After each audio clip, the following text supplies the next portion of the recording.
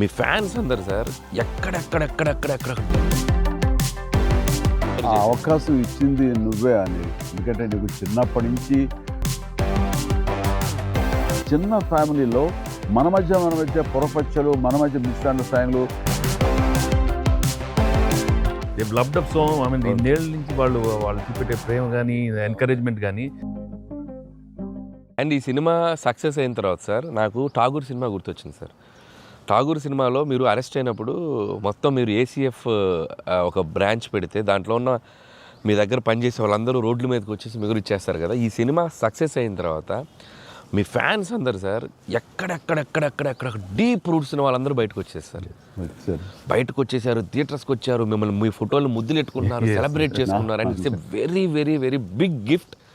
ప్రేక్షకులు సినిమాని చూసే ప్రేక్షకులకి ఎంత గిఫ్టో మిమ్మల్ని పర్సనల్గా అడ్మైర్ చేసే మీ ఫ్యాన్స్ అందరికీ ఇది మాత్రం మిమ్మల్ని సెలబ్రేట్ చేసుకుంటున్నారు సార్. అదొకటి నేను అబ్జర్వ్ చేశాను. అవకాశం ఇచ్చింది నువ్వే అనిల్. ఎందుకంటే నీకు చిన్నప్పటి నుంచి నీకున్న డ్యాన్సింగ్ మీద ఇంట్రెస్ట్ తోటి నా సినిమాలు చూస్తూ ఆ సినిమాల్లో ఆ డ్యాన్స్ని ప్రాక్టీస్ చేస్తూ ఒక ఇష్టం ఏర్పరచుకున్నావు.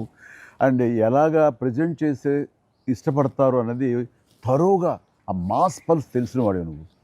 సో నాతో సినిమా చేస్తున్నావు అనగానే ఏమేమి అందులో మనకి పొందుపరిస్తే బాగుంటాయన్నది ఐ థింక్ నువ్వు నీ హ్యాట్స్ ఆఫ్. అండ్ దానికి ఎన్హాన్స్ చేస్తూ లాస్ట్కి వచ్చేసరికి సినిమా మరో లెవెల్కి వెళ్ళటానికి ఆయన అనుకోవటం, ఆయనతోటి నాకున్న బాండింగ్ని నువ్వు ఈ సినిమాలో క్యాప్చర్ చేయడం అనేది ఇట్స్ ఎ ఫ్యాంటాస్టిక్. మా ఇద్దరి మధ్య ఆ బాండింగ్ ఉండటం, ఒకరినొకరు ఇష్టం, అది పక్కన పెడితే 80s రీయూనియన్ ఉంది కదా మాకు. మేము ఉంటుంది ఎవ్రీ ఇయర్ ఏదో సెలబ్రేట్ చేసుకుంటాం కదా. ఆయన మిస్ అవుట్, నేను జనరల్గా మిస్ అవును.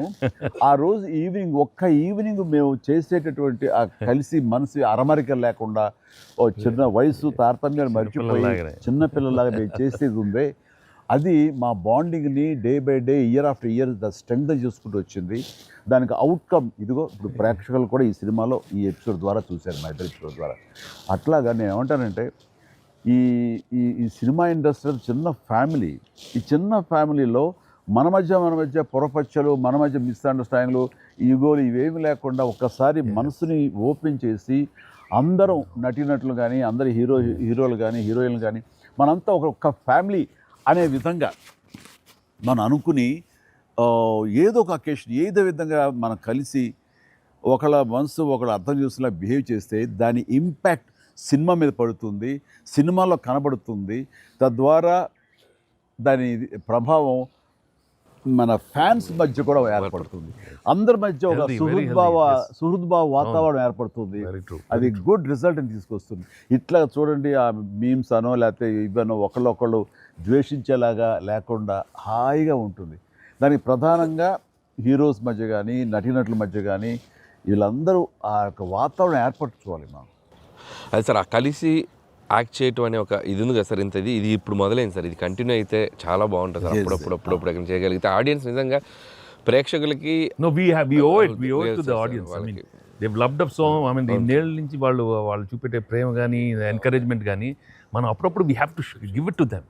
You have to give fantastic entertainment, like these kind of అంటే ఇది ఊహించని కాంబినేషన్ కదా సార్. అందరూ అందుకే దాన్ని అంత క్రేజీగా చూస్తున్నారు. సో అప్పుడప్పుడు అలాంటి చమక్స్ నేను అందులో ఈ సినిమా అంతా నేను ఎంజాయ్ చేసినా సరే, దీనిలో తెలియకుండా నువ్వు అందులో అత్తగారి యొక్క దీంతో ఆ సీన్తో, ఆ ఎమోషనల్ సీన్స్తో కానీ, పిల్లలతో కానీ ఇవన్నీ కథాపరంగా వెళ్ళినా సరే, కథకి అతీతంగా స్టార్ హీరోస్ అనేవాళ్ళు ఇంత ఫ్రెండ్లీగా ఉంటారు, ఇంత అరమరిక లేకుండా కలిసిమెలిసి ఉంటారు, ఒక బ్రదర్స్ లాగా ఉంటారని కూడా నువ్వు తెలియచెప్పింది అయింది. ఇది ఒక మంచి మెసేజ్ నువ్వు ఇచ్చిన వాడు అవుతావు. ఇది కంటిన్యూ అవ్వాలి నా కోరిక. No doubt.